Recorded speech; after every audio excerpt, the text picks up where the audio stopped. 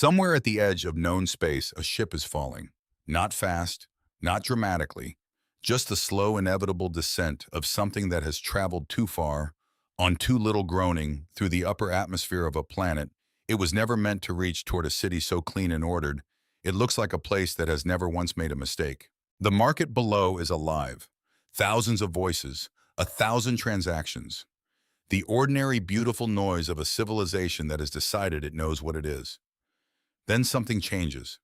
The crowd goes quiet, not all at once, in a wave, like a held breath moving through water. She appears at the far end of the concourse, pale gold hair, white as birch, tall, composed, the kind of woman who moves through space and the space moves around her. She stops, not slows, stops. Her guards don't understand why. Neither do we. She is looking at a stranger's neck, at something small, faded, almost invisible, and her face is doing something it was never built to do in public.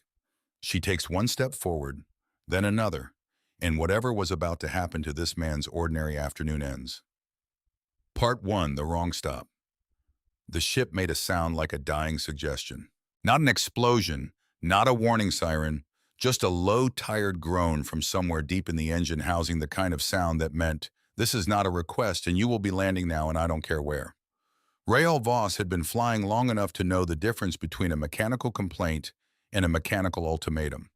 This was an ultimatum. He pulled up the nav display, scanned the nearest viable coordinates, found one planet close enough to matter, stable enough to not kill him on approach, and according to the registry, civilized enough to have a parts dealer who wouldn't ask too many questions. Arendal. He'd never been, never planned to go. But the ship had opinions now, and Rael was outvoted. He adjusted course and let out a breath that had been sitting in his chest for about 3 systems too long. Fine, he thought. One stop. Fix the drive coupling. Buy coolant. Leave. Simple. He was good at simple. Simple was the only thing that had kept him alive the last 15 years of bouncing between systems with no fixed address, no standing contracts, and no particular reason to stay anywhere long enough to become someone's problem. Simple was the plan. Arendal had other ideas. The planet came into view through the cockpit screen like something out of an architecture magazine that didn't know when to stop. Clean, ordered, almost aggressively beautiful. Towers that curved instead of rising straight. Platforms threading the air at staggered heights. Transit pods gliding between them on paths that looked less like infrastructure and more like calligraphy. The whole city spread out below like someone had decided that chaos was optional and removed it permanently by committee vote. Rael pressed his forehead against the viewport, pulled back immediately, left a mark, wiped it with his sleeve. The landing approach went smoother than expected. The ship was still groaning, but politely now, the mechanical equivalent of a person who complains loudly at home but holds it together in public. The landing pad accepted him without fanfare, just a soft thud, a satisfying series of clicks as the docking clamps engaged. He sat for a moment in the silence. Then he grabbed his jacket, checked that the collar sat high enough to cover most of the tattoo on his neck. Habit, not shame, mostly habit, and headed for the ramp. The air outside hit him immediately. Cool, faintly ionized, the kind of clean that suggested filtration at a molecular level and a government that took infrastructure seriously. Rael inhaled once. Parts dealer. Coolant. Out by morning. He walked. The spaceport market was the kind of place that spent a lot of money pretending money didn't matter. Floors that gleamed, holographic displays layered 3 deep above every vendor stall, advertising things no reasonable person strictly needed. Crowds that moved with direction and confidence, not rushing, not afraid, just going somewhere the way people moved when their city had figured out what it was doing. Rael blended in easily. Drifters always did. There was something useful about looking like you belonged everywhere and nowhere simultaneously. Keep the jacket half-zipped, scuff the boots, posture loose, not threatening, not available, just present. The practiced stance of someone who expected the day to get complicated but refused to accelerate that timeline. He was examining a tray of something that pulsed with soft, bioluminescent light fruit, probably or possibly a life form that had given up moving when he found the parts dealer stall. Small, cluttered, run by a creature with 4 upper limbs and the general energy of someone who had seen everything twice and found it tedious both times. The drive coupling was available. Overpriced. Rael negotiated for 4 minutes and settled for overpriced but slightly less, which was the realistic ceiling. He tucked the part under his arm. Coolant next, then protein packs, then gone. He was 3 stalls over when the crowd changed. Not dramatically, not all at once. It was subtle the way a temperature drop is subtle. You don't notice the moment it happens, only that suddenly you're colder than you were. Conversations dipped. Footsteps slowed. A ripple moved through the market like a collective breath being held by people who had practiced holding it. Rael glanced up, mildly annoyed. Usually this meant officials or inspections or someone about to make his day considerably more bureaucratic. He considered leaving it immediately. Then the air tightened. She came from the far end of the concourse. He saw the guards first, layered armor that hummed at a frequency just below hearing, weapons at rest but present, eyes forward with the particular alertness of people paid to be nervous so no one else had to be. Then he saw her. Queen Thessaly of Arundel moved the way certain people moved, not demanding attention so much as collecting it the way a gravitational body collected things that passed too close. Not rushed, not performing, simply inevitable. She was striking. That was the word Rael's brain reached for and then immediately questioned. Not beautiful the way advertisements were beautiful, polished to the point of abstraction. This was different, sharper, more real. Hair the color of old winter light, pale gold, nearly white falling straight past her shoulders. Skin like white birch in morning. And the ears, long, curved gently backward through the fall of her hair. The mark of her species. Elegant rather than exotic, the way evolution sometimes arrived at solutions that also happened to be lovely. She looked, Rael thought, like someone who had survived something and come out the other side of it composed. Not unscathed. Composed. He knew that look. He'd spent 15 years perfecting a version of it himself. He immediately looked away, because looking at queens tended to end poorly and he had a drive coupling to install. It didn't help. He was reaching for a packet of protein rations when the vendor froze. Not paused. Froze. Hands mid-reach, eyes fixed somewhere past Rael's left shoulder. Rael turned slowly. The queen had stopped walking. She was at mid-concourse. Her guards had stopped with her exchanging glances with the controlled confusion of people whose job description did not include the monarch has spotted something and we don't know what it is. She was not looking at Rael's face. She was looking at his neck, more specifically at the collar of his jacket, which had shifted during the negotiation with the parts dealer, which had slipped just enough to reveal the edge of the tattoo. A simple thing, the tattoo. Lines and numbers in a pattern that meant exactly one thing to exactly one profession on exactly one planet in this sector of known space. A medical identification mark. Standard issue for field medics who operated in conflict zones. The kind of thing you got when you went to work in places where dog tags weren't enough and someone needed to be able to identify your credentials from a distance. Rael had worn it so long he'd stopped seeing it. He scratched at it now the way he always did without thinking. And Queen Thessaly of Arundel went completely still. The stillness lasted 4 seconds. Rael counted. It was the kind of moment that demanded counting. Then she stepped forward. Her guards reacted instantly, a shift in formation, hands moving toward weapons, voices low and urgent at her shoulder. She ignored them. Each step was measured, deliberate. The steps of someone who had made a decision and was not interested in renegotiating it at this time or any future time. Rael stood very still. Don't run, he told himself. Running makes it worse. Also, you left the ship 3 levels up and you'd never make it. Also, don't run. She stopped in front of him, close enough that he could see the specific quality of her eyes. Blue-gray, the color of deep water before a storm, and the way they were fixed on his neck with an expression he could not categorize. Not anger, not suspicion. Something rawer than either. Up close, she looked tired. Not old. Tired. In the particular way of someone who has been carrying something very heavy for a very long time and has gotten proficient at not letting anyone see the weight. He knew that look too.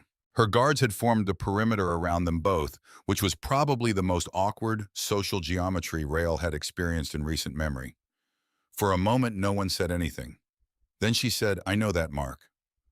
Her voice was low, steady. The kind of voice built on years of needing to be heard in rooms full of people who would rather not listen. Rael waited. Nothing else happened. No arrest, no weapons drawn. Just a queen staring at his neck like it had personally rewritten her understanding of reality. He cleared his throat. That's interesting, because unless you've met someone with terrible tattoo taste before, I think there might be some confusion. Her eyes moved to his face, sharp, focused, carrying something old. You bear his mark, she said. Rael produced a careful smile. I bear a lot of questionable decisions. That one's just permanent. Something crossed her face. Not amusement. Something that lived in the neighborhood of pain. You will come with me, she said. Rael sighed. I was really hoping to finish shopping first. For just a moment, one unrepeatable moment, something like relief crossed her features. Of course, she said quietly. He complained about interruptions too. The smile left Rael's face before he could stop it. Before he could ask what that meant, who he was, who she was talking about with that particular weight in her voice, the guards moved in. Not roughly, professionally. The crowd exhaled slowly. Noise returned to the market in cautious increments. And Rael Voss, who had stopped at Arundel for a drive coupling and some protein rations, was guided away from the market with the drive coupling still under one arm and the growing unshakable feeling that Simple had once again failed him completely. The transport was quieter than he expected, not silent. The gravitic drive hummed at a frequency that sat in the back teeth. Outside the transparent panels, Arundel's capital unfolded beneath them, ordered, layered, unhurried. A city that had decided what it was and committed to it centuries ago. Rael pressed his forehead to the glass for exactly 2 seconds, pulled back when a guard cleared their throat. Right. Queen Thessaly sat across from him. She had not looked away since they left the market. Not at his neck anymore, at his face. The way someone studied a map they weren't sure how to read. He let her look. He was good at being looked at without offering anything back. 15 years of practice. The silence stretched. You resemble him, she said at last. Rael blinked. That's concerning considering I've never met whoever you're referring to. You have not. Not unless we're counting people in markets who escort me places without much explanation.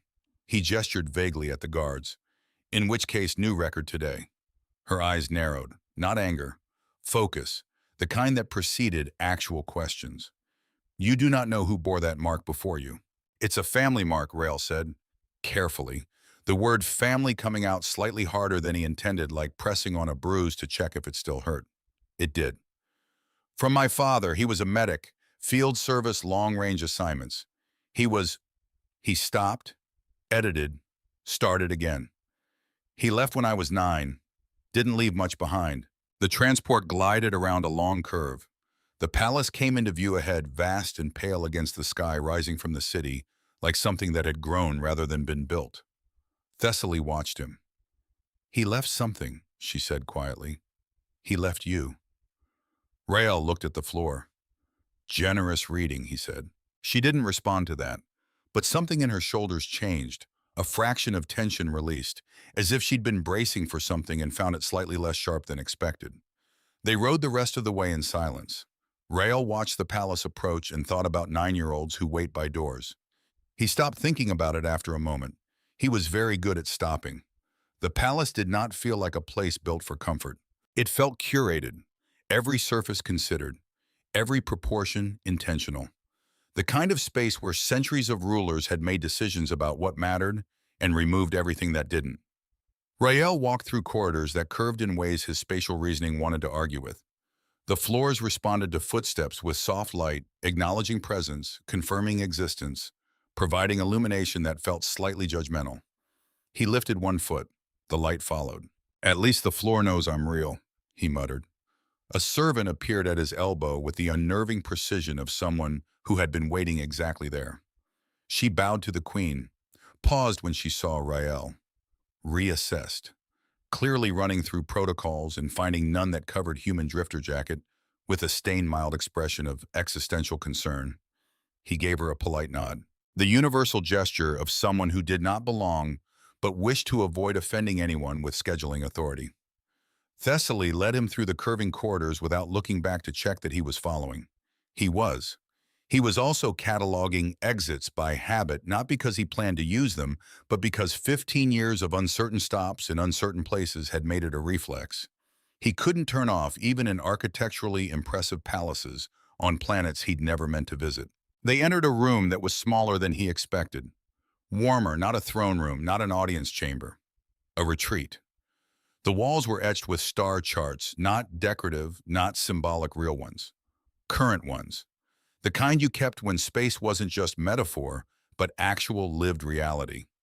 A wide window looked out over the city below, lights moving in patterns, life continuing at altitude. Thessaly gestured at a chair. Rael chose the one that looked least ceremonial. Sat. The chair adjusted. "Oh," he said, "that's dangerously comfortable." She stood near the window, arms at her sides, not relaxed, composed. There was a difference. "I owe you an explanation," she said. "You owe me a slightly shorter afternoon," Rael said. "But yes, explanation works." She turned to face him fully, and something shifted in her posture. Not weakness, not performance. Just the slight adjustment of someone setting down armor that had gotten heavy. 15 years ago, she began. Rael waited. "I was not a queen." "Most people aren't," he said. "At 23. She looked at him. "I was a soldier," she said. "A junior officer. There was a border conflict in a system I will not name. My unit was taken. We were transported to an off-world detention facility, no names used, no ranks recognized, only numbers." Her gaze went to the middle distance. "I was young. I believed survival was a matter of personal strength." "It isn't," Rael said. "No, it is not." She looked back at him. "It is endurance, and unexpectedly kindness." The word landed quietly in the room between them. Rael didn't joke. He recognized with the instinct of someone who'd had a lot of practice in his own way that this was one of those moments where humor would not be the right tool. He filed it away and stayed quiet. "There was a human medic in the facility," she continued. "A prisoner. He wore your mark." Her eyes went briefly to his neck, then back. "He treated everyone, including the guards who mistreated him. He shared his food. He taught anyone who would listen how to slow their breathing when pain became—" She paused, found the word. "Unmanageable." Rael's chest did something he wasn't prepared for. He kept his face still. "Practice." "He told jokes," she said. "Terrible ones." A sound escaped him. Not quite a laugh, close. "That tracks." She looked at him sharply. "You knew him." "I knew someone who told terrible jokes," Rael said. The next word came out before he could organize it into something less exposed. "My father." The weight of those two syllables surprised him. They usually didn't. He'd had a lot of years to make them lighter. Apparently the journey to Arendelle had reversed some of that work. He pushed on. "He disappeared when I was 9. Left behind a tattoo, a box of things that didn't explain anything, and a lot of questions that never got answers." Outside the window, the city moved its quiet patterns. Patrol craft tracing arcs. Life continuing without consulting Rael's feelings about it. Thessaly was very still. "He died in that facility," she said. Quiet, careful, like she was handling something that might break if mismanaged. Buying time for others to escape. There was a transport out. He stayed behind to secure the route. Rael stared at the floor, at his boots reflected in the polished surface. At nothing, really. "He always was bad at leaving quietly," he said. "He meant it to come out lighter than it did. It didn't come out light at all." The silence that followed was the kind that didn't need to be filled. Thessaly moved to a console near the window and activated a small holographic display. An image materialized, sparse and gray. The skeletal structure of a facility that no longer existed, orbiting a dead moon. Cold corridors, restraint fields rendered in faint blue. The aesthetic of a place designed for containment and nothing else. Rael looked at it. He looked at it the way you looked at something you'd spent a long time trying not to imagine, and were now seeing confirmed. "He kept me alive," Thessaly said. Simple, not dramatic, just the fact of it placed plainly in front of him. Not through force, not through heroics, through consistency. Every morning, he was the same person. Steady, kind. When everything else in that place was designed to make you forget who you were, he remembered. Out loud, in front of everyone. Medics are like that, Rael said. His voice was slightly less steady than he would have preferred, inconveniently principled. He spoke of you. Rael went still. That's impossible, he said. Automatic, defensive. He said he had a child. She faced him. He said he worried he would be forgotten. Rael swallowed. He looked at his hands for a moment, the tattoo at his neck, the drive coupling he'd set on the side table when he'd sat down still there, slightly incongruous against the palace's restrained elegance. He wasn't, Rael said quietly, forgotten. Then because he was Rael Voss and he needed somewhere to put the feeling before it got too big for the room, resented occasionally, confused about regularly, told terrible jokes in memory of more than I'd admit, but not forgotten. The hologram faded. Thessaly faced him fully. She was studying him again. Not the way she'd studied him in the market with shock, with the ghost recognition of someone seeing a face they'd mourned. This was different, slower. The way you studied something real, something present, that you were trying to understand on its own terms. I summoned you here, she said, because I carry a debt. You didn't summon me, Rael said. You had large people make a suggestion I didn't feel positioned to decline. The corner of her mouth moved, almost something. I owe him, she said, and you are what remains of him. Rael leaned back, looked at the ceiling, looked back at her. I don't need compensation, he said. I didn't even know there was an outstanding bill. That does not change what is owed, she said. On Arundel, debts are not dissolved because they are inconvenient. Must be nice. He stretched his legs out. Where I come from, people ignore them until they become someone else's problem. Another silence. Easier this time. She sat finally. Not ceremonially, just sat. The posture changed.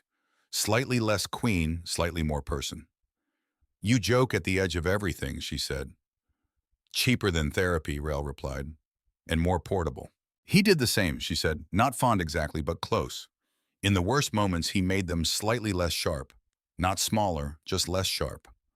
Rael looked at her, at this person who had been a soldier at 23 in a facility she was not supposed to survive, who had come back, who had built something out of the aftermath, whose hands were folded with practiced stillness in her lap, and whose eyes were the color of deep water before a storm. He thought my father sat across from her once, in a different room, a worse one.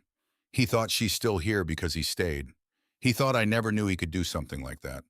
He thought a lot of things he didn't say. You can't repay him, Rael said finally. You know that. I know, she said, but I can know his son. He was given rooms.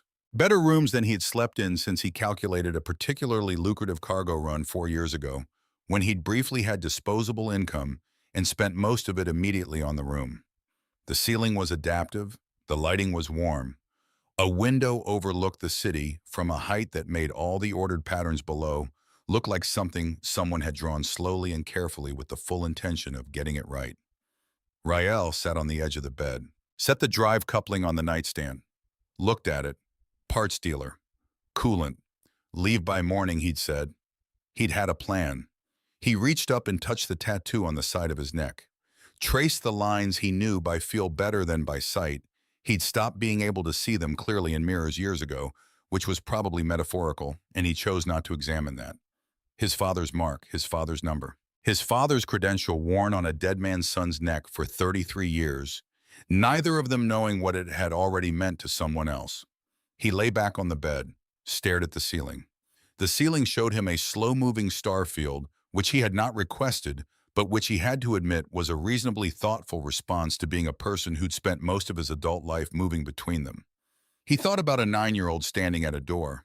He thought about a man in a facility on a dead moon teaching a young soldier how to breathe through pain. He thought about terrible jokes. He thought he didn't leave because he didn't care.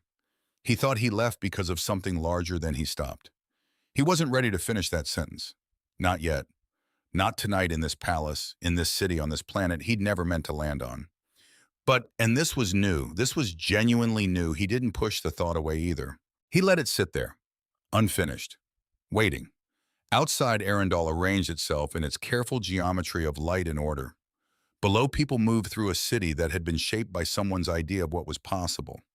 Above, stars continued their long, slow, entirely indifferent business. Rael Voss closed his eyes, and for the first time in a very long time didn't feel like he was just passing through.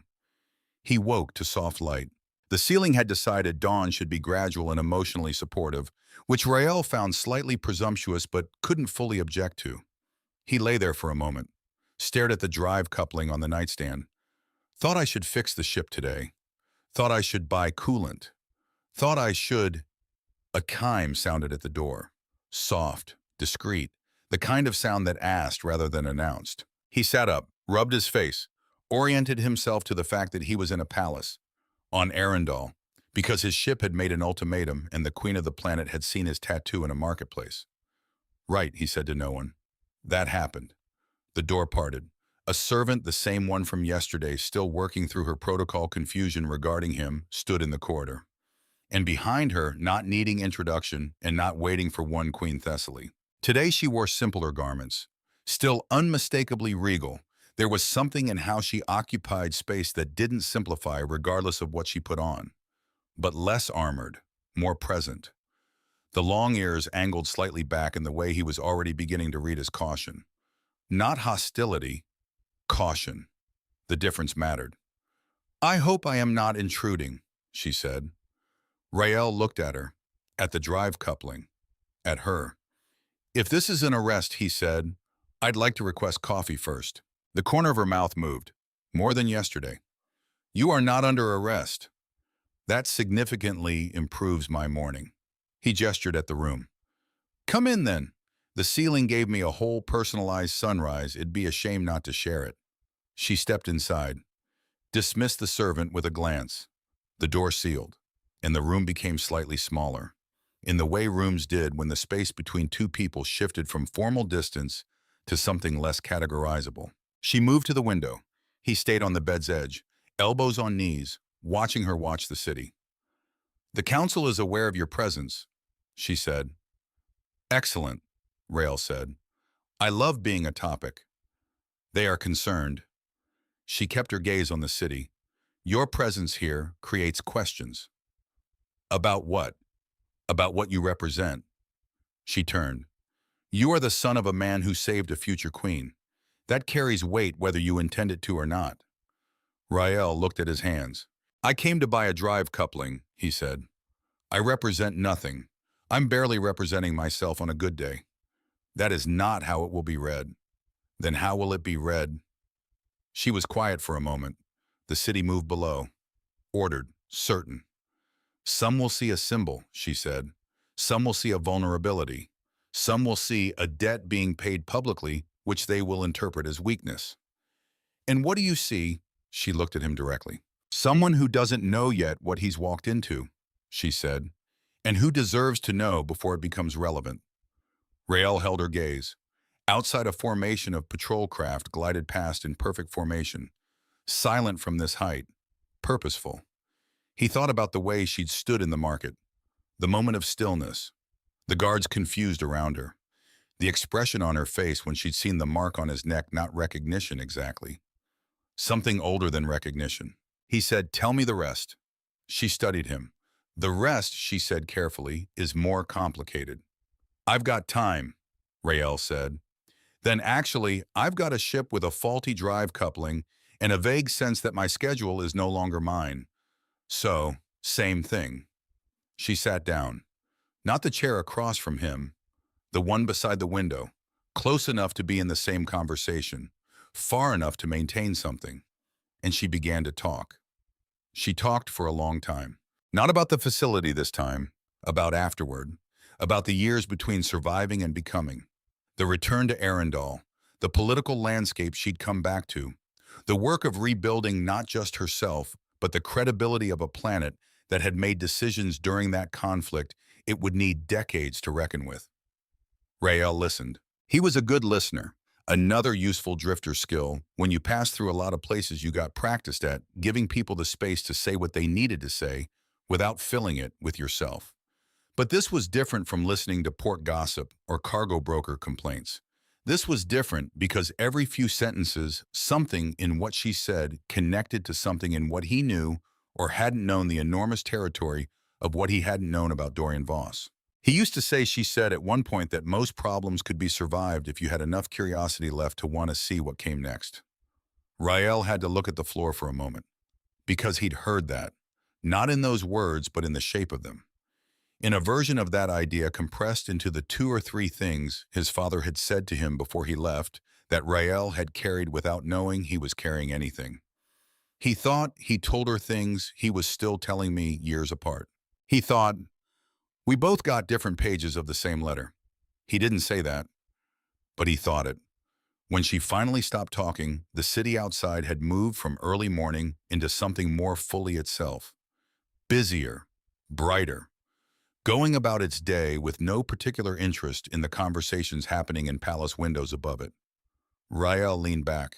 You've been carrying this for 15 years, he said. Yes. The gratitude. Yes. And the guilt, he said, that he didn't make it. She didn't answer immediately. Yes, she said at last. Quieter. Rael nodded. He thought about what it would mean to set something down that you'd misidentified for decades. He thought that was probably a tomorrow problem, or a next week problem. You know, he said, for someone who runs a planet with this much polished floor space, you seem like a relatively normal person. She looked at him. That is possibly the strangest compliment I have received.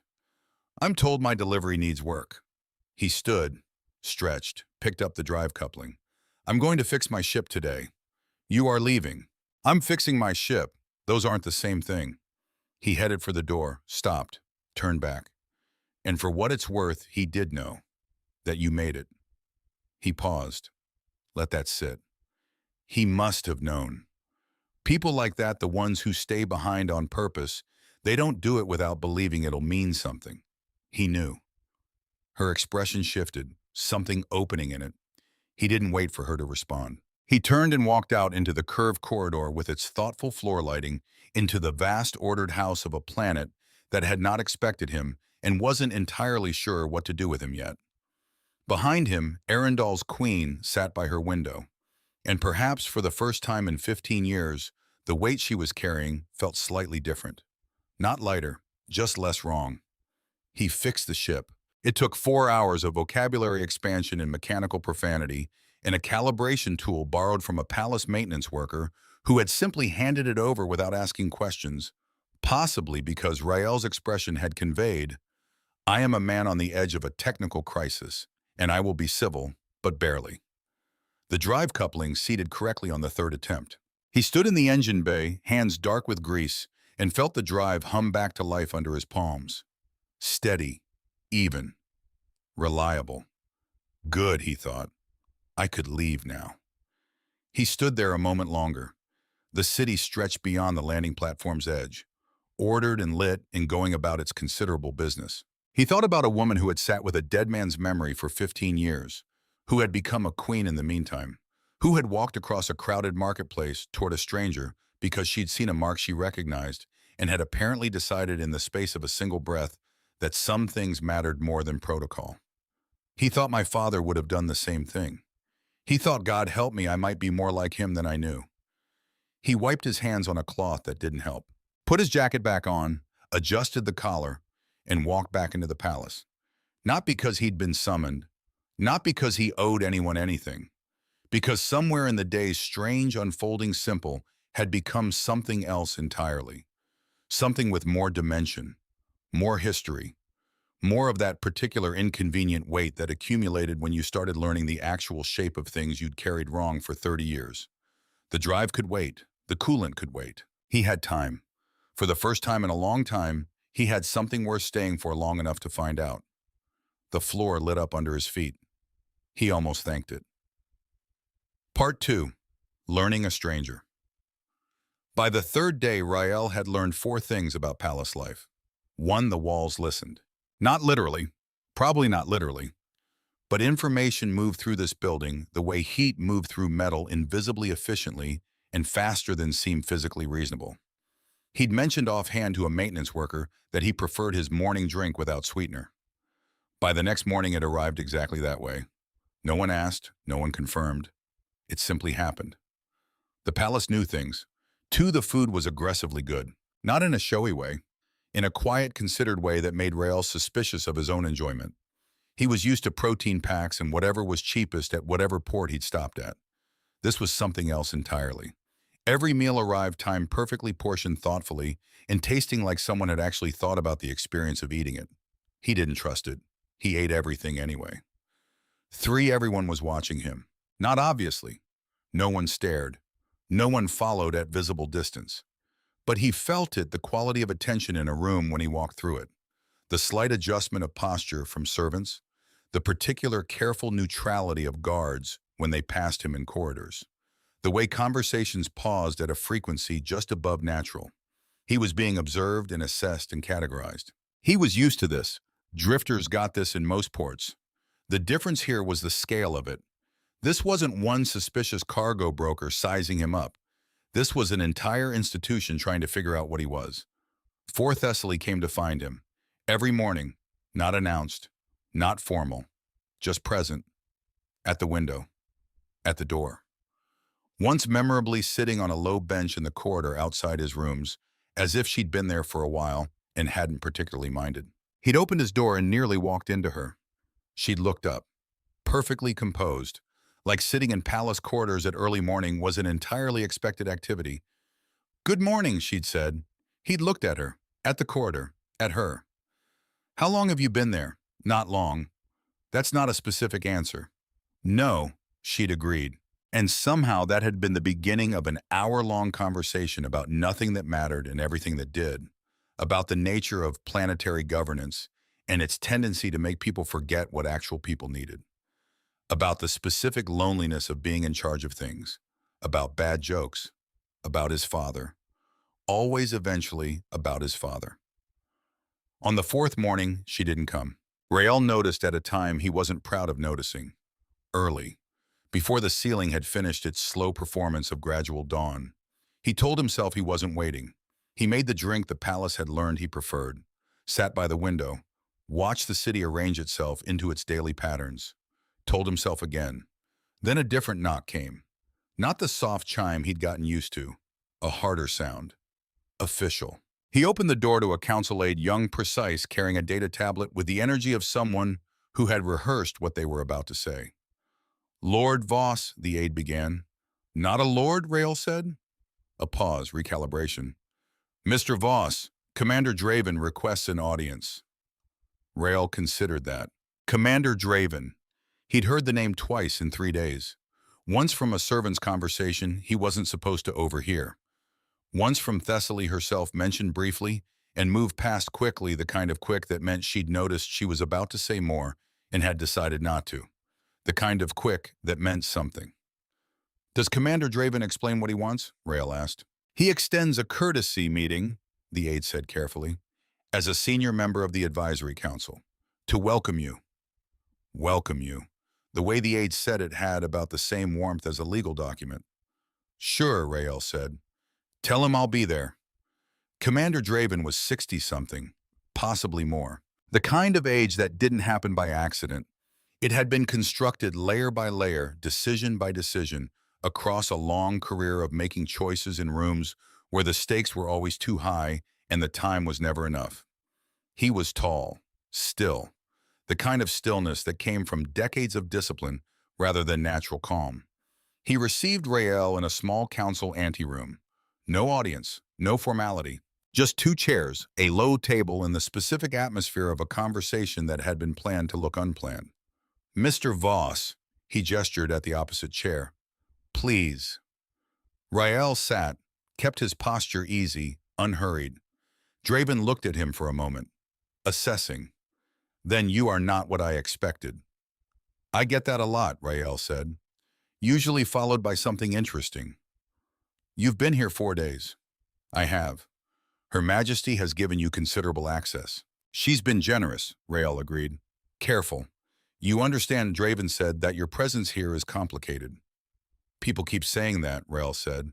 "No one's explained specifically why." Draven's hands rested on his knees. Still, patient.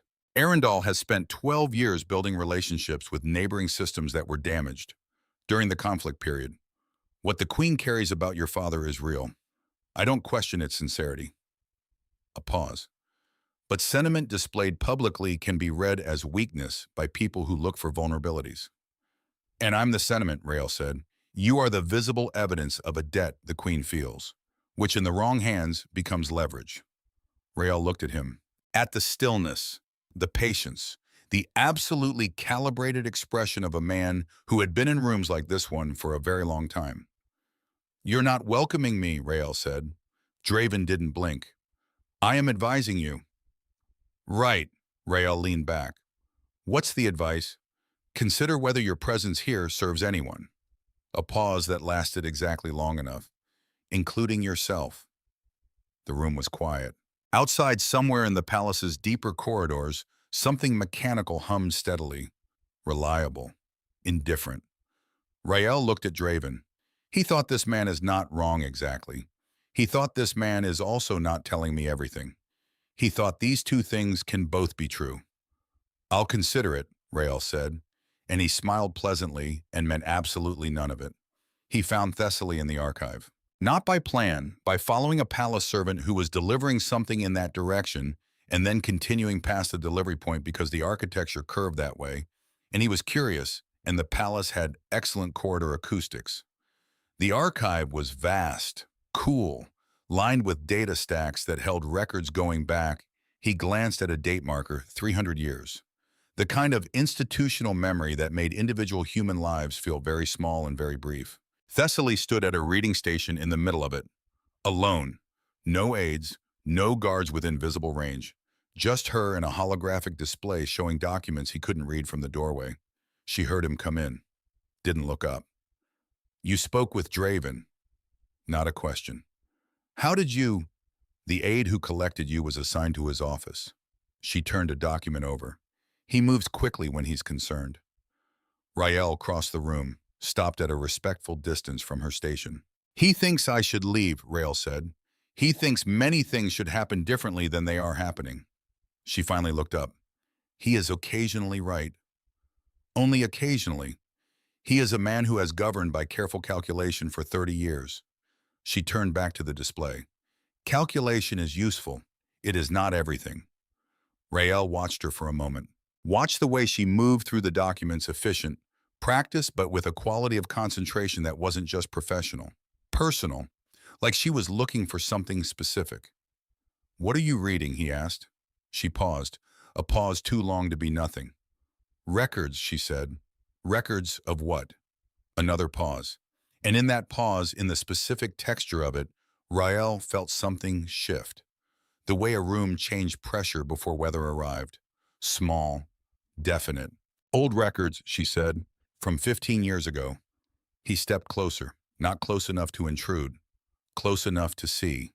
The display showed administrative logs, dense text, date stamps from 15 years ago. One column, recurring header. Transfer request prisoner exchange. He read it once, then again. His eyes moved through the text with the kind of careful attention you gave to things you weren't sure you were understanding correctly, hoping the second reading would produce a different result. It didn't. A prisoner exchange request, submitted through formal channels. 15 years ago. From inside the Varath facility. A list of prisoners eligible for negotiated release.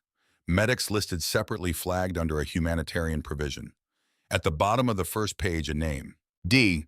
Voss Field Medic registered credential. The credential number was his tattoo. Exactly his tattoo.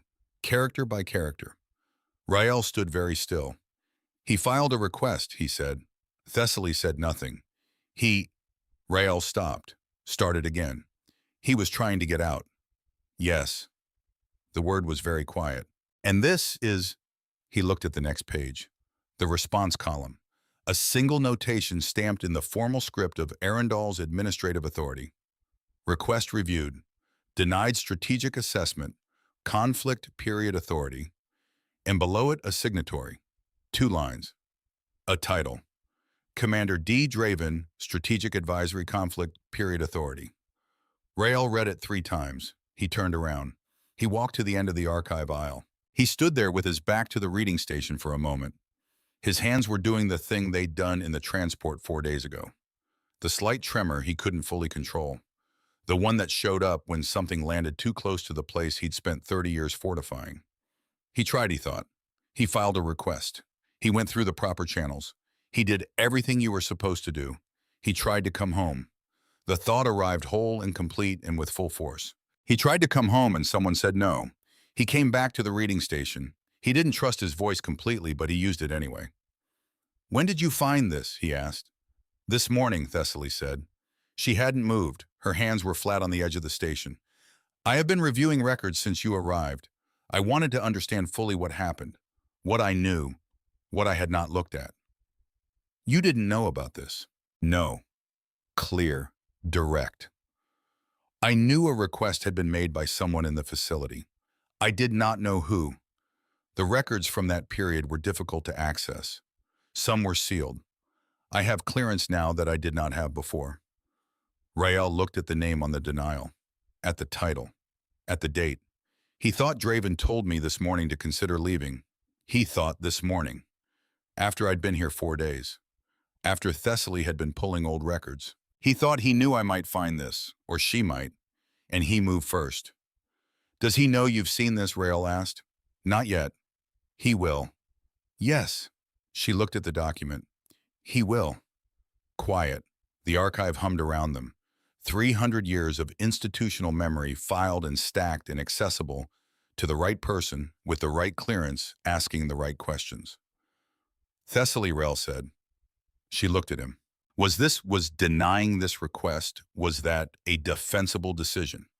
At the time, she considered that, really considered it, not quickly. "The conflict period was volatile," she said carefully. "Exchange negotiations were complicated. Some decisions made then that appear wrong now appear differently in context." A pause. "But this specific request," she stopped. "What?" "The humanitarian provision under which it was filed," she said slowly, "was created specifically to exempt medical personnel from standard strategic calculations.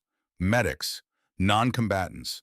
The provision existed so that exactly this kind of request would not require strategic review." Her hands tightened slightly on the station edge. It did not require Draven's authority to deny. It required only processing. Rael understood. He understood very precisely. "He didn't have to deny it," Rael said. "He chose to." Thessaly said nothing, which was its own kind of answer. He didn't confront Draven. Not that day. He went back to his rooms, sat by the window, watched the city for a long time, doing nothing in particular except existing in the ordered, careful way Arundel's city existed.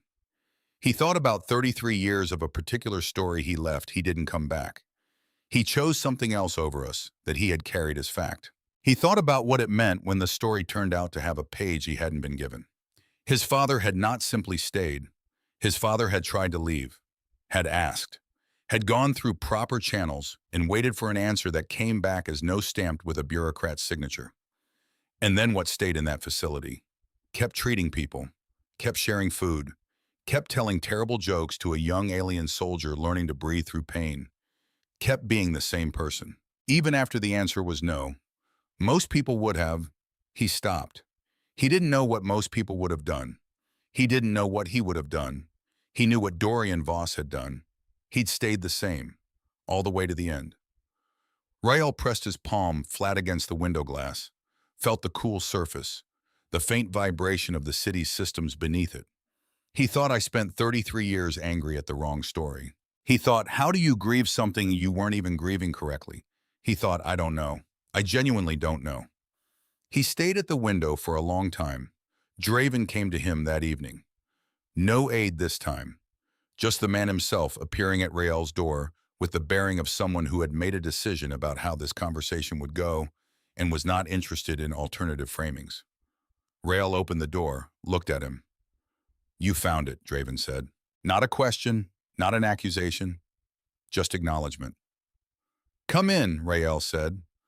Draven came in, stood in the center of the room, did not sit, the specific posture of someone who needed to remain vertical for this. I will not pretend the decision was easy, Draven said. I'm not asking you to. Or that it was made carelessly. I'm not asking about that either. Rael looked at him. I want to know one thing. Draven waited. Did you know who he was when you denied it? Rael said. Did you read the name? A pause. Yes, Draven said. Did you know he was the one who was keeping people alive in there? The medic everyone in that facility depended on. Another pause. Longer. I knew a medic had become significant, Draven said. To morale, to survival rates. I was advised that removing him could destabilize the facility population. Rael stared at him. So you denied the request, Rael said slowly, partly because he was too useful where he was. The silence that followed was not comfortable. Draven did not look away. He did not deflect. Whatever else he was apparently not a man who ran from the specific gravity of what he'd done. The decision served the broader population of that facility, Draven said. The numbers? He was a person, Rael said, quiet, not raised, quieter than anger usually came. Not a number, not a stabilizing factor. A person who wanted to come home. Draven absorbed that. Yes, he said at last. Just that. Yes. The silence lasted long enough to become something. Then Draven said, I have spent 12 years on this council. I have made decisions that saved lives I can count and cost lives I cannot stop counting. Every man in my position carries a ledger that does not balance. A pause. I am not asking for absolution. Good, Rael said, because I don't have any to give. I am telling you, Draven said, adjusting that the decision was made within the limits of what I understood then, and that those limits were insufficient. Rael looked at him. At this man who had stamped a form 15 years ago and gone on with his career, who had built 12 years of service to a queen whose survival had been partly purchased by the same man his decision had kept in a prison until it was too late, who had walked in here tonight without being asked, who was standing in the center of a room he wasn't comfortable in not running. Rael thought this is what it looks like when someone doesn't have a good answer and knows it. He didn't know his father well enough to know what Dorian would have done in this moment. That was the thing. That was the new thing he was still getting used to. He didn't know his father. He'd thought he did. Thought he'd known the shape of him well enough to fill in the silences with a story that fit his own anger. But the man Thessaly described, the man who'd filed a request and stayed steady after the answer came back wrong, the man who'd told terrible jokes in the dark to keep people human.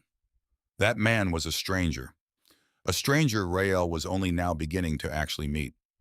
I'm going to tell her, Rael said. Draven nodded once. I assume so. She deserves to know all of it. Yes, Draven said, she does. He straightened, moved toward the door, stopped, turned. He was exceptional, Draven said, not explaining, not justifying, just placing something in the record. Whatever my decision cost him, he was exceptional in a way that made the decision harder to live with, not easier. I want you to know I knew that. Rael said nothing. Draven left, the door sealed behind him. Rael stood in the quiet room and listened to the city humming below, and thought about the specific grief of people who had been wronged by someone who knew better and did it anyway and felt bad about it afterward. It wasn't nothing, it also wasn't enough. Both things were true. He told Thessaly that night. Found her on a balcony on the east side of the palace, a place he'd discovered by accident on day 2 and returned to for the sightline. The city spread below. The horizon curved where the planet did, stars just beginning to show at the upper edge of the atmosphere. She was standing at the railing. He came and stood beside her, and he told her. All of it. The document, the provision, the choice Draven had made and why, and the admission that had come without being extracted. She listened without interrupting. That was a quality he'd noticed about her. She didn't fill silences. She let them be what they were. When he finished, she stayed quiet for a moment. Then, I suspected something like this existed. Rael looked at her. You knew. I knew the denial was atypical for that type of request. She kept her gaze on the city. I did not look for the specific record until you arrived. I told myself it was because the records were difficult to access. A pause. That was not the only reason. He understood. You didn't want to find it. I did not want to find it, she said. Because finding it would require this. She gestured slightly. The conversation. The reckoning. Draven has served this government well for 12 years. The choices he made during the conflict period were not the only choices he has made, and undoing a person entirely based on what they were in the worst moments of a war. Is that what you'd be doing? She was quiet. I don't know, she said. I genuinely do not know. And there it was. The thing that made her real. Not the palace or the title or the composed way she occupied difficult moments. This. The actual honest uncertainty of someone trying to make a right decision without a clear template. Rael leaned on the railing. He told me this morning to leave, Rael said. Draven. He came to me and suggested my presence here was complicating things. I know. He was protecting himself. Yes. And also possibly not wrong about the complication. She looked at him, surprised slightly. You're defending him. No, Rael said. I'm saying he was doing three things at once, and one of them happened to be accurate. People usually are. She turned back to the city. What do you want me to do? She asked. Not as a queen asking for direction, as a person asking another person. Rael thought about that. About what Dorian Voss might want if wants could travel forward 15 years and land in balcony conversations between the son he'd tried to come home to and the soldier he'd helped survive. I don't think it's about what I want, Rael said. He's not here. I can't speak for him. I don't know him well enough. You know him better than you did a week ago. I know of him better. A pause. That's different. She considered that. The distinction seemed to matter to her, the precision of it. He filed a request, she said softly. He tried. Yes. He could have stopped. After the denial, he could have given up, become someone else. People do. He didn't. No. She looked at her own hands on the railing. He didn't. Rael watched the patrol craft moving below, their lights, their reliable arcs. Thessaly, he said. She looked at him. Whatever you decide about Draven, do it because it's right. Not because of my father. Not because of me. He met her gaze. He spent his whole life doing things because they were right, not because someone was watching. Don't make his memory into a reason to do something you'd have done differently on your own. She looked at him for a long moment. You pisho, she said, are considerably more complicated than you pretend to be. I know, Rael said. It's exhausting. They almost smile again, closer this time, more real. The stars were fully out now. This far from the city center they were visible. Not many, but enough. He wrote about you, she said. Rael went still.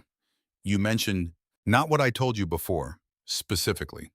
She turned slightly toward him. Not just I have a child and I worry. There was more. Things he said over months. Pieces. She paused. He said you had his eyes. He said you were stubborn in a way that would either save you or exhaust everyone who knew you. He said... She stopped. What? He said he hoped you would find something worth staying for. The city below continued its careful, ordered business. Rael said nothing for a long time. Then did he? Yes. He looked at the stars, at the specific improbability of being here. This balcony, this planet, this woman who had known a version of his father he would never meet and was offering him the pieces of it the way you offered things that were both a gift and a wound. He didn't stay, Rael said. His voice was steady, mostly.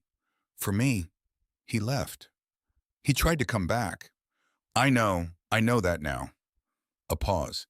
It's still, yes, she said. I know. She didn't say it's okay, or you can let it go, or any of the things people said when they wanted grief to wrap up and become something more manageable. She just said, I know, and left it there. Rael breathed. The night air was cool, faintly ionized, clean in a way that felt tonight less suspicious and more just clean. I'm not leaving tomorrow, he said. I know that too, she said. I'm not staying because of a debt, or because of him, or because of complicated palace politics. Why then? He thought about it, genuinely. Because I've been passing through places my whole life, he said. And this is the first one where I found out something true, about someone I thought I knew. He paused. I'd like to find out a few more things before I go. She was quiet. What kind of things? She asked. The kind that take time, Rael said. And bad jokes, and probably a lot of meals in a palace that feeds people too well. Something happened to her face then. Brief, real, the first full smile he'd seen from her. Not the almost something he'd cataloged over 4 days. The actual thing. It changed her completely. The way light changed water suddenly entirely without warning. He laughed. Actual laugh, surprised out of him. She didn't laugh, but her eyes did something that was close enough. The kitchen, she said, will be relieved to hear it. And that was enough. More than enough for one evening on a balcony on a planet he'd never meant to land on. He went back to his rooms. The ceiling offered him its star field. He accepted it this time. Didn't mentally argue with it. Just lay back and let it do its thing. He thought about his father. Not the version he'd carried for 30 years, the shadow, the absence, the unanswered question with a human shape. That version was still there. He didn't think it would ever fully leave. 30 years was a long time to carry something, and the grooves went deep. But beside it now, alongside it, another version. A man in a cold facility who filed a form and waited for an answer that came back wrong. Who got up the next morning and made the same choice he'd always made, to be present, to be steady, to be the same person in the dark that he was in the light. Who told terrible jokes? Who thought about a child with his eyes? Who hoped that child would find something worth staying for? Rael looked at the stars on his ceiling. He thought, I don't know you. He thought, I'm starting to. He thought, that's going to have to be enough. Outside Arundel held its careful shape. Ordered. Lit. Going about its long, slow business. The drive coupling he'd installed 2 days ago hummed somewhere in the ship, doing its job. Ready, he wasn't. Not yet. But for the first time in 33 years, he understood why. And that, he thought, was somewhere to start. Part 3, what he tried to come home. To the council chamber had a ceiling that showed real-time stellar positions. Rael noticed this because it was the kind of detail you noticed when you were standing in a room full of people who were deciding what to do with you, and you needed somewhere neutral to look. Stars. Good. Stars didn't have opinions about his presence on Arundel. Everything else in the room did. There were 11 council members, seated in a curved arrangement that managed to feel both deliberate and organic, like the room itself had been designed to make individuals feel small and the collective feel inevitable. Floating data displays hovered at each position. Formal, dense, the architecture of serious decisions made slowly by serious people. Thessaly stood at the center, not sitting, standing. The specific posture of someone who had called this meeting and intended to remain in control of it. Draven sat at the far end of the curve, still, his face arranged into the practiced neutrality of a man who had attended many meetings that were nominally about one thing and actually about another. This meeting was nominally about Rael's continued presence on Arundel. It was actually about 15 years of a story that had been missing a page. Rael stood slightly to one side, not at the center. He hadn't asked to be here. Thessaly had told him that morning, simply and directly, the council meets today. You should be present. He'd looked at her. As what? As yourself, she'd said. That's enough. He'd thought it's usually not, but he'd come. The council member who spoke first had a voice like official correspondence. Measured, precise, the kind of voice that had spent decades making complicated things sound simple and simple things sound complicated. The concern, he said, is not the individual. The concern is the signal. Murmurs, agreement textured into the air. A human drifter given extended palace access. Private audiences with the queen. Integration into daily palace life. He paused.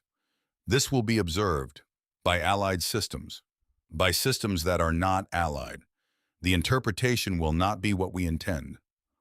What will the interpretation be, Thessaly asked? That Arundel's governance is guided by personal sentiment rather than strategic consideration. Quiet. The kind of quiet that meant people agreed but weren't sure they should say so. Rael kept his gaze on the stellar display above, found a cluster he recognized, focused on it. Don't speak yet, he told himself. Wait, or don't wait. You've never been good at waiting. Wait. Another council member.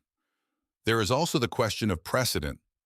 If the Queen's private debts become public policy. This is not policy, Thessaly said. It will be read as such. Then Thessaly said very calmly, we will need to be clearer about what it is. Rael looked down from the ceiling. At her. At the way she was holding this room. Not forcing it, not performing, just holding it. The way someone held something fragile and heavy at the same time with both hands, no sudden movements. He thought she's been doing this for 12 years. He thought this is what governing actually looks like when someone is good at it. He thought my father would have liked her. He couldn't stop that thought no matter how many times it arrived. Draven spoke next. His voice was different in this context, still controlled. But there was something underneath it now. Something that hadn't been there the previous evening in Rael's room, or if it had been, it was buried deeper. There is a matter, Draven said, that the council should have been informed of earlier. The room adjusted, subtle. The particular shift of people who had been expecting something and felt it arriving. The denial of a prisoner exchange request, Draven continued, 15 years ago, under conflict period authority. A request filed through humanitarian provision by a field medic at the Verath facility. No one spoke. I signed that denial, Draven said. I made that decision, and I have reviewed it since and found it insufficient. The word landed like something dropped from a height, insufficient. Not wrong exactly, not a crime, not an admission of malice, just insufficient. A man in his position using the most he could manage. Rael watched the room, watched the council members process. Some surprised, some already calculating what this meant for everything downstream. Some looking at Draven with an expression that might have been respect and might have been something more complicated. Thessaly said nothing. She'd known this was coming. They'd spoken early that morning. Rael had suggested, not demanded, suggested that Draven be given the opportunity to speak first, to place it in the record himself. She'd looked at him for a long moment. You're giving him a chance, she'd said. Someone once told me, Rael had said, that most problems could be survived if you had enough curiosity left to want to see what came next. She'd looked at him very carefully. He said that, she'd said quietly. I'm told he said it to everyone. Rael had shrugged. Maybe it even works. Now Draven finished, set down the weight of it. And the chamber had the quality of a room that had been rearranged by something and wasn't sure where all the furniture was yet. Then a council member, older toward the far end of the curve, said, why is this relevant now? And the room looked at Rael. He hadn't planned to speak. He really hadn't. But the question was in the air, and it was his question to answer or not answer. And he'd spent enough of his life choosing not that the alternative felt worth trying. He stepped forward, not to the center, just forward, enough to be unambiguously present. Dorian Voss filed that request because he wanted to come home, Rael said. His voice came out steadier than he expected. He had a kid at home who was 9 years old. He had a life he'd left to do work he believed in places that needed doing. He was not a soldier. He was a medic. He went where the work was, and then he tried to come back. The room listened. Quiet, real quiet, the kind that wasn't calculated. He didn't make it, Rael said. That's the fact of it. He didn't make it back. And I grew up thinking he'd chosen not to, that he'd chosen something else over us. A pause, shorter than it felt. Turns out the story had a page I hadn't been given. He looked at Draven, not accusatory, just direct. I'm not here to relitigate a decision made 15 years ago by a man under pressures I don't fully understand. I'm not here to be compensation for a debt or a symbol for anyone's politics. He looked around the room, at the faces, at the stellar display above them. I came to Arendal because my ship broke down. I stayed because I found out something true about someone I'd spent 30 years misunderstanding. He stopped, thought about stopping there, decided not to. Your queen saved her own life, he said. In that facility, with whatever she had available. My father helped her. That's real. But she came back and built something with it. That's hers. What she did with surviving, that's entirely hers. He looked at Thessaly. The debt isn't mine to collect, he said. And it's not really yours to pay. Some things aren't debts. They're just what happened, what people did for each other in the dark when no one was watching. The room was very still. Draven at the far end of the curve was looking at his hands. One council member, the voice-like official correspondence one, cleared his throat, said nothing, cleared it again. Thessaly spoke. The council will note, she said, her voice precise and warm simultaneously, which was a combination Rael had decided was her specific superpower. That Commander Draven has placed a 15-year-old decision in the formal record for review. That review will proceed through appropriate channels. She paused. And the council will also note that our guest has chosen to speak not as a claimant, but as a witness. She looked at Rael, something in her eyes that he was still learning to read. That matters, she said, to this chamber and to this government. After the meeting dissolved slowly the way institutional gatherings dissolved, with the gradual dispersal of people who needed to process separately what they'd experienced collectively, Rael found himself alone in the corridor outside the chamber. He leaned against the wall, breathed. That was, he thought, a significant amount of words for someone who doesn't like making speeches. You did fine. Did I? You're still standing. That's the baseline. Fair.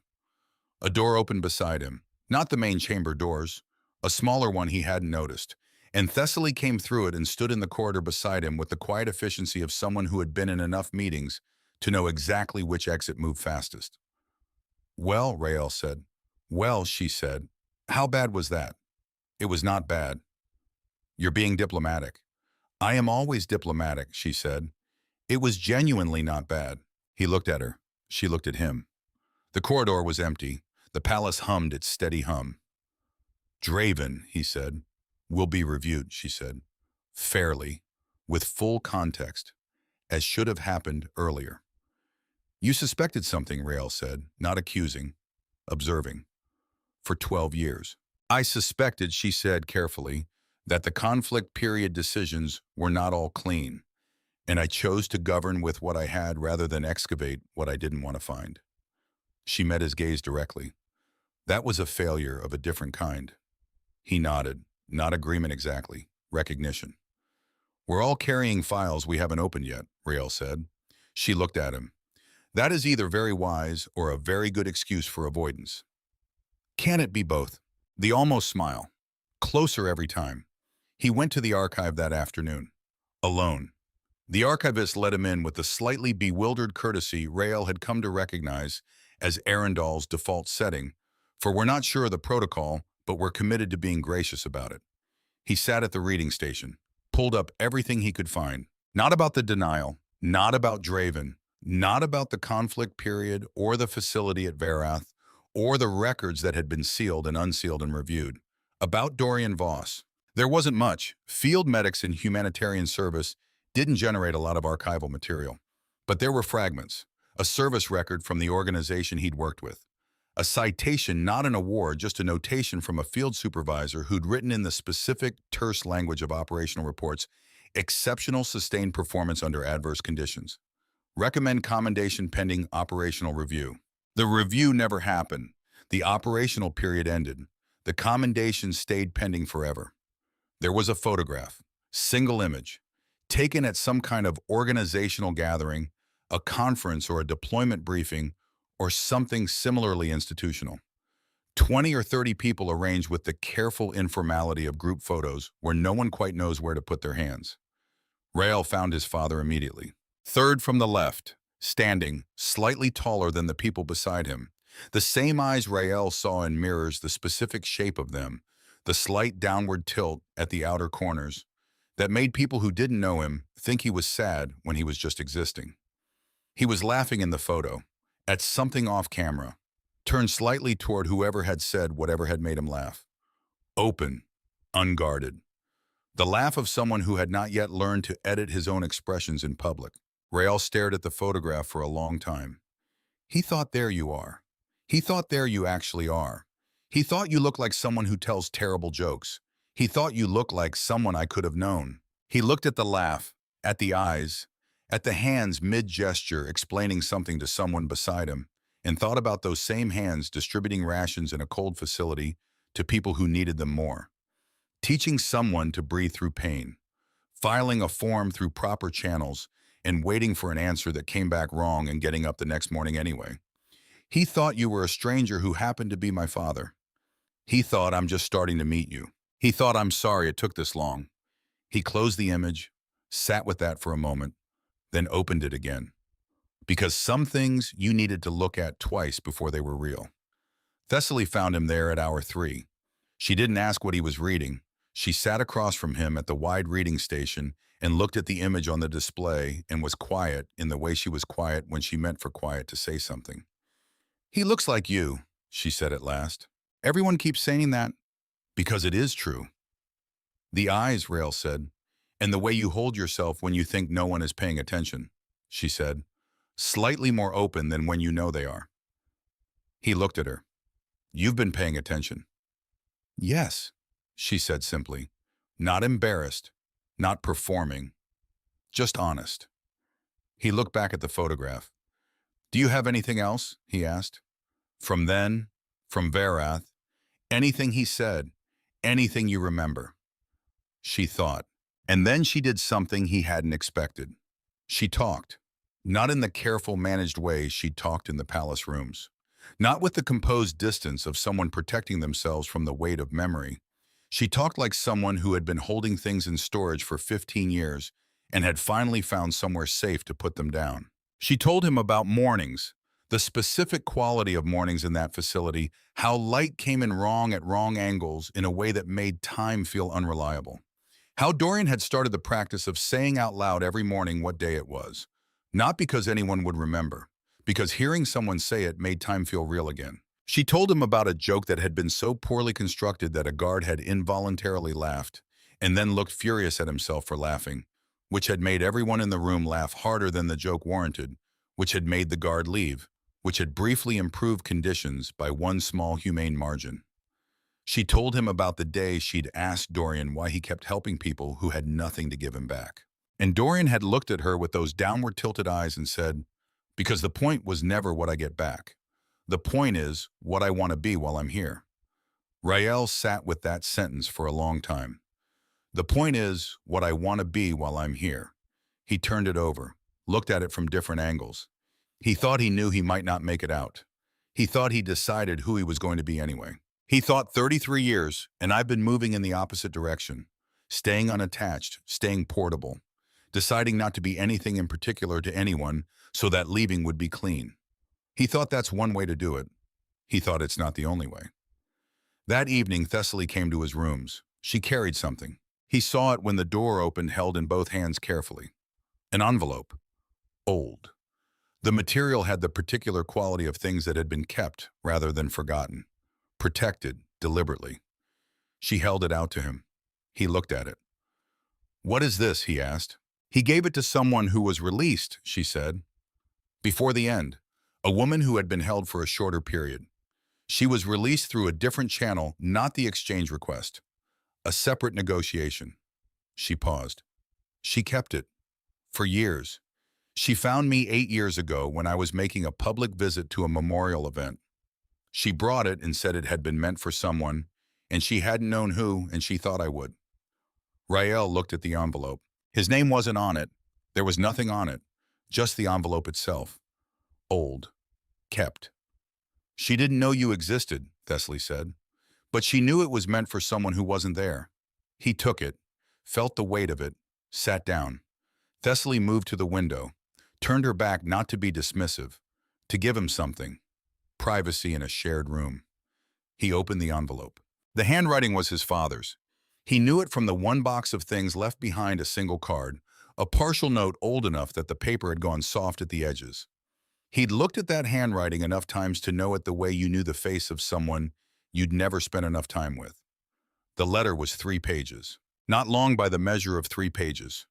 The handwriting was small, the lines close. The work of someone writing with care and limited materials and the specific urgency of things that needed to be said to someone who wasn't there.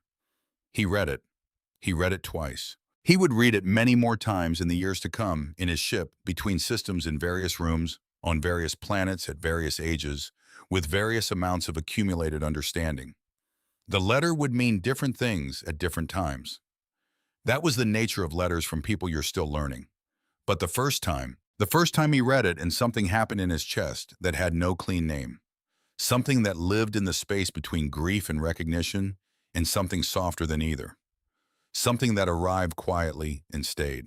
His father had written about the facility, about the work, about the people, about the specific challenge of trying to maintain any kind of dignity in a place designed to remove it, and how sometimes the best resistance was just to be exactly yourself and refuse to let circumstances make you smaller. He had written about a young alien soldier with long ears and frightened eyes who had stopped being frightened and started being furious, and how furious was better. How furious was something you could work with. He had written, and this was the page where Rael had to stop and look at the ceiling and breathe for a moment, about a boy with his eyes. "I think about you every morning," the letter said. "I don't say that to make you feel obligated to anything. I say it because it's true, and because I've decided that true things should be said out loud when possible, especially to people who matter. You matter. That's not a small thing. I know I left without explaining it properly. I know 9 years old is a terrible age to be left without explanation. I know you are probably angry. You have a right to be. Anger at the right things is just love that hasn't found its shape yet. I tried to come back. That matters to me that you know that. I tried. If you're reading this, and I hope you are, I hope this finds you somewhere good, somewhere with enough to eat, and someone who makes you laugh, then someone else got out and carried this forward. Which means people are still doing for each other what people can do, which is everything. That's all it ever is. Just people doing what they can for each other when the circumstances are bad. You don't have to forgive me. You don't have to understand. You don't have to carry this forward as obligation. But I genuinely hope that you find something worth staying for, because you have my eyes and presumably some version of my stubbornness. And if you're anything like me, you've probably been moving for a long time and telling yourself that's just who you are. It might not be. It might just be who you became. There's a difference. I love you. That's the end of the letter, and also the beginning and the whole middle. Dad.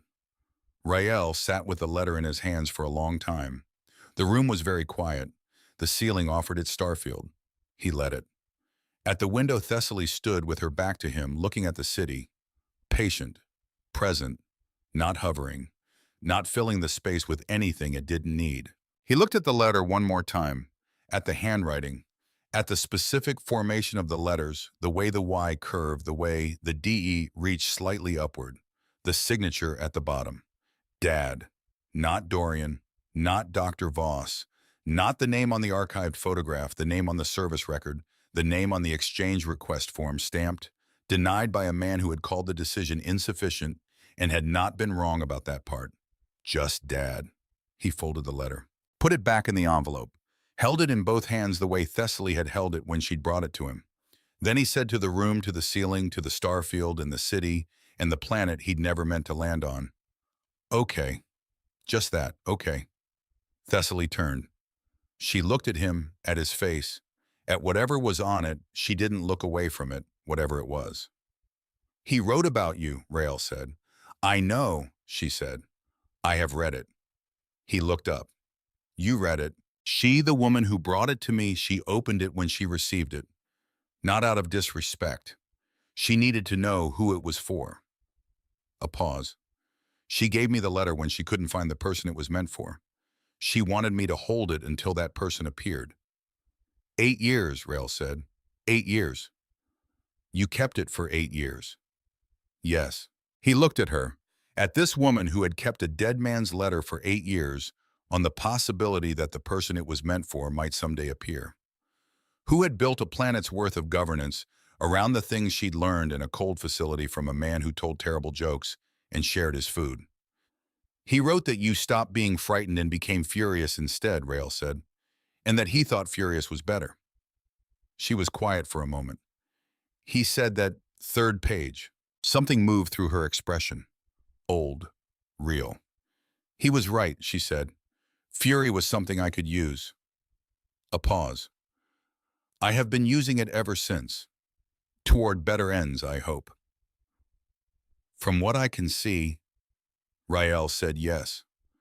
She moved away from the window, came and sat across from him. No distance this time. Just two people in a room with an old letter between them and a city going about its careful and different business outside. What will you do, she asked, with the letter, with all of it? He thought about that, genuinely.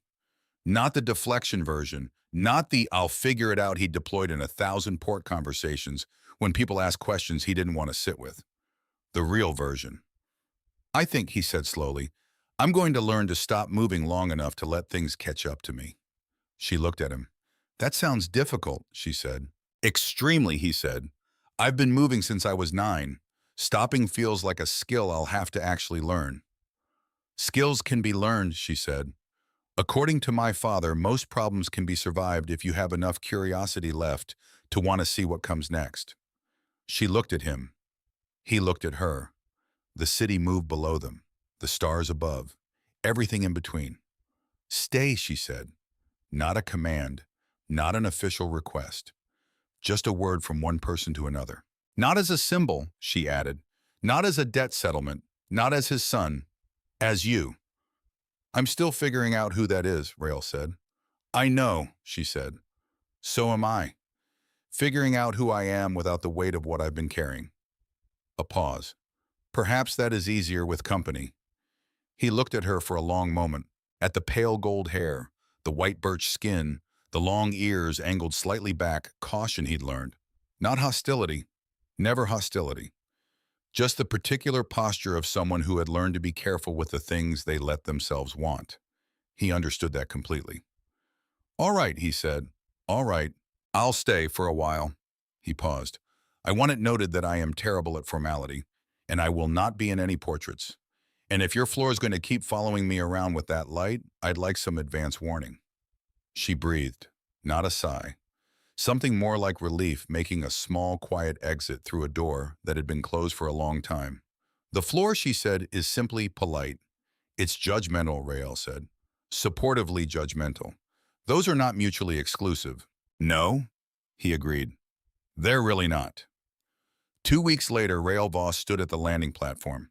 His ship, still slightly battered, stubbornly functional. The drive coupling he'd installed was holding. The coolant levels were correct. The palace maintenance team had handled it with a slightly bewildered graciousness that had become their standard mode for anything involving him. The ship looked exactly the same as it always had. He didn't. He knew this because Thessaly had said that morning over the breakfast. The kitchen delivered with such quiet precision, you looked different than when you arrived. He'd looked at her. Different how? Less like someone leaving, she'd said. He'd thought about that. Less like someone leaving. He'd spent 42 years looking like someone leaving, even when he was standing still, even when he was technically staying somewhere. The posture of departure, the slight lean toward exits, the practiced readiness of someone for whom staying was always conditional and leaving was always possible, and that was the way you survived when you'd learned early that things didn't last. Now standing at the platform with his ship in front of him, in the city of Arundel arranged below, in the particular morning light of this planet cooler than he was used to, more blue than gold, he tried to identify what had changed.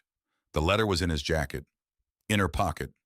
Close, he'd keep it there for a while, until the keeping became habit and the habit became something else. Something he didn't have a word for yet but recognized the shape of. He heard footsteps behind him. Thessaly. No guards today, no aides, just her in simpler clothes. Pale gold hair loosed the morning light, doing what morning light did to things that were worth looking at. She stopped beside him, looked at the ship. It's smaller than I imagined, she said. It's bigger on the inside, Rael said. Metaphorically. Literally. No, literally it's exactly as cramped as it looks. She made a sound that was almost something, getting closer every time. They stood in silence for a moment. The city below continued its careful, ordered, beautiful business. Arundel doing what Arundel did, being precisely what it had decided to be, without apology or excess. Draven's review, Rael said. Proceeding, she said. Fairly, as it should. And him, he will answer for what he chose, she said, within the context of who he chose to be afterward as well. Both things. A pause. That is how it should work. Yeah, Rael said. It is. The morning air moved between them. He thought my father chose who he wanted to be and was that person all the way through. He thought I've been choosing to be portable, provisional, present but not committed. He thought that's also a choice. I just didn't know I was making it. I'll be back, Rael said. I know, she said. I need to He gestured vaguely at the ship, at the sky, at the general concept of the routes between systems. There are things, loose ends, a cargo contract I didn't finish. A debt of my own from a system I'd rather settle properly than avoid indefinitely. He paused. And I need to move for a bit. Moving helps me think, and I have a lot to think about. Take the time you need, she said. That's a reasonable response. I have been told I can be reasonable. By who? Occasionally by the council, she said. More often by the kitchen staff. He laughed, real, surprised out of him the way the good ones always were. She almost laughed, the closest yet. He reached up and touched the tattoo on his neck. The old habit, the reflexive reach. But this time he held his hand there for a moment, felt the lines, the numbers, the credential of a man who had carried it into difficult places and remained through all of it exactly who he decided to be. The point is, what I want to be while I'm here. He took his hand down. If anyone asks, he said, why you run the way you do, why you govern with the things you govern with, tell them it's because someone showed you that kindness doesn't require an audience. Her ears angled back. He knew that gesture now, knew what it meant. And if anyone asks what became of his son, she said, he grinned. Tell them he finally figured out the difference between moving and running. He turned toward the ramp. And he's working on it. The hatch sealed behind him with its familiar sound. He settled into the pilot seat, ran the pre-launch checks with the automatic confidence of long practice. The drive coupling engaged. The coolant readings were nominal. The systems reported back clean and ready with the quiet satisfaction of machines doing what they were designed for. He brought up the nav display, looked at the routes, the systems, the long branching possibilities of space that had always felt to him like freedom, and sometimes like hiding. He set a course, not fixed permanently, not forever, just a direction. For now. He looked back through the viewport. Thessaly stood alone on the platform. No guards behind her, no aides. Just her and the morning light in the city she had built out of surviving, and the long ears catching the early blue gold of Arundel's particular dawn. She was not waiting. She was just watching. The ship lifted, rose above the ordered city, above the layered platforms and the threading transit pods and the careful geometry of a place that had decided what it was and committed to it completely. Into the upper atmosphere, the blue-gold light thinning into the dark edge of space. Into the dark, stars opened ahead of him. Uncountable, patient, vast. He thought not empty. He thought wide. He touched the letter through his jacket, felt the edge of the envelope. 3 pages of handwriting that had waited 8 years to find him, kept safe by a woman who'd understood that some things were meant for someone even when you didn't know who that someone was yet. He thought, I know who you were now. He thought, I'm going to be someone worth knowing too. He thought, I'm going to work on that. The ship moved into open space with the settled, purposeful feeling of something that knew where it was going. For the first time in 42 years, so did Rael Voss. Not forever, not with certainty. Just for now, in this moment, with this particular direction, in this particular letter close to his chest, in this particular planet growing smaller in the viewport behind him. Which was, he thought, exactly how his father would have started. One morning at a time, one choice at a time, one small, deliberate act of being exactly who you decided to be, all the way through.